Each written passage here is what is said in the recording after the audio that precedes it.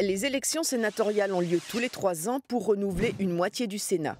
Cette année, 171 sénateurs sur 348 vont être élus, l'autre moitié l'ayant été en 2014. 38 départements métropolitains sont concernés, ceux dont le numéro est compris entre le 37 l'Indre-et-Loire et le 66 les Pyrénées-Orientales, ainsi que les 8 départements d'Île-de-France, mais aussi la Savoie, son sénateur étant démissionnaire. Les sénateurs sont élus au suffrage universel indirect par les grands électeurs. Les grands électeurs sont les députés, sénateurs, conseillers départementaux, régionaux et surtout les délégués des conseils municipaux. Ces derniers représentent 95% de ce corps électoral. Pour cette élection, 76 359 grands électeurs sont appelés aux urnes le 24 septembre et leur vote est obligatoire. Le nombre de sénateurs de chaque département dépend du nombre de ses habitants. Par exemple, en Lozère, on va élire 1 sénateur et 11 dans le département du Nord.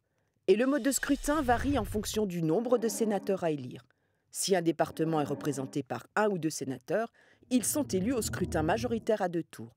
Mais à partir de 3 sénateurs, c'est la représentation proportionnelle qui est la règle. Les sénateurs sont élus pour 6 ans.